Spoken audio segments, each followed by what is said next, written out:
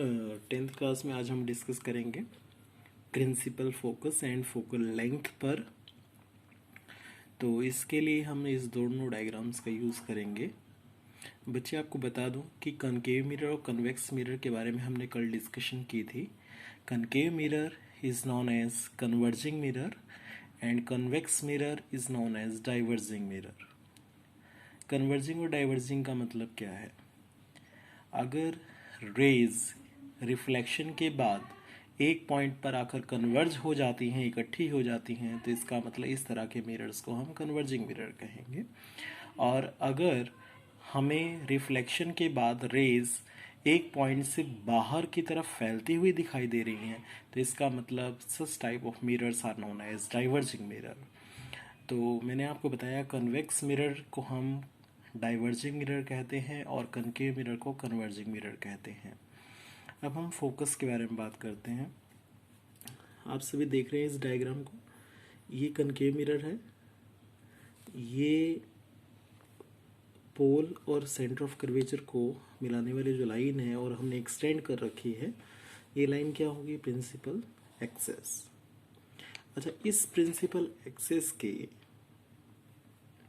Object infinity पे हमें कोई ऑब्जेक्ट कब दिखाई देता है? जब वहाँ से रेज आकर रिफ्लेक्शन के बाद हमारी आंखों में पड़ती है ना, तभी तो हमें वो ऑब्जेक्ट दिखाई देता है। तो अगर ऑब्जेक्ट इन्फिनिटी पे है और रेज वहाँ से आ रही है इन्फिनिटी से, rays coming from the object and parallel to the principal axis falls on the mirror, ये ध्यान रखना।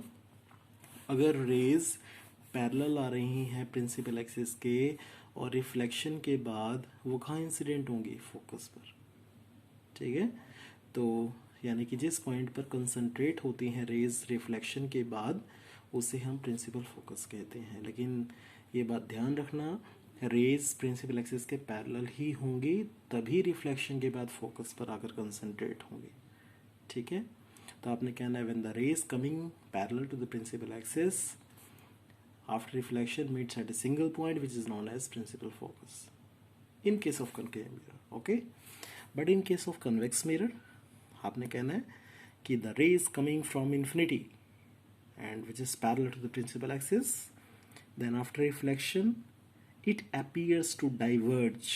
देखो, it appears to diverge from a single point. देखो, यहाँ से ये रे आई, यहाँ रिफ्लेक्ट होगी, रिफ्लेक्शन यहाँ होगी ना, रिफ्लेक्टिंग सरफेस तो आउटर है, यहाँ रिफ्लेक्शन होगी, देखो इधर चली गई। इस तरीके से ये रे इधर चली गई, ये रे इधर चली गई, ये रे इधर आ गई। ठीक है, लेकिन अगर हम इसे बैकवर्ड डायरेक्शन में एक्सटेंड करके देखें तो ऐसा लगेगा कि ये एक पॉइंट से निकल रही है, यानी कि फोकस से निकल रही है। इसीलिए इसको बोलते हैं अपीयर्स टू डाइवर्ज, है ना। The rays which are parallel to the principal axis after reflection appears to diverge from a single point is known as principal focus, is known as principal focus.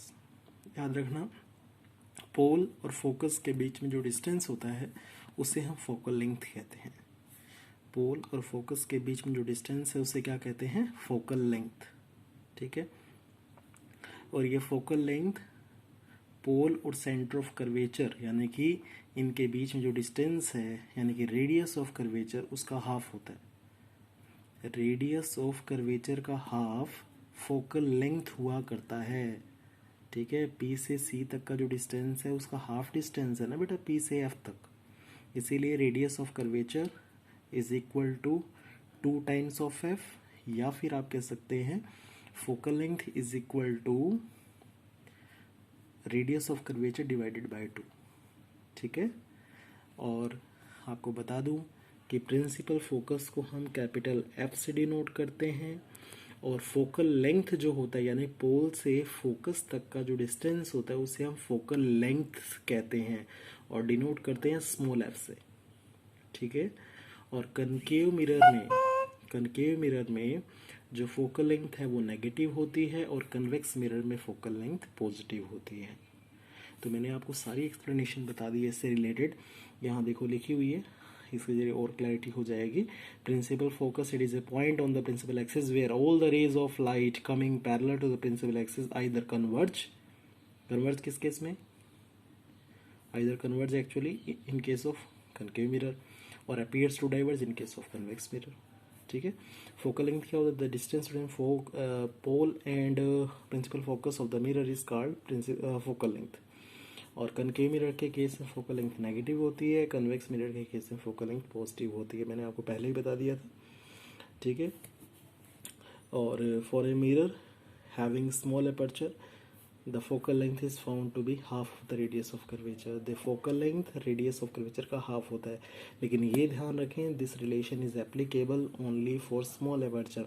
Small aperture का मतलब जो mirror small होता है, यानी कि जिस mirror की length, कल मैंने आपको बताया था ना कि m से n तक की जो लेंथ है, जैसे इस डायग्राम में कल जो मैंने आपको बताया था, m से n तक की जो लीनियर लेंथ है यानी कि साइज ऑफ द मिरर को हम अपर्चर बोलते हैं। अगर ये size of the aperture radius of curvature से कम है तो ये रिलेशन एप्लीकेबल होगा। ठीक है। तो ये मैंने स्टेटमेंट आपको बताई, इसे रिवाइज करिएगा बाकी नेक्स्ट टाइम।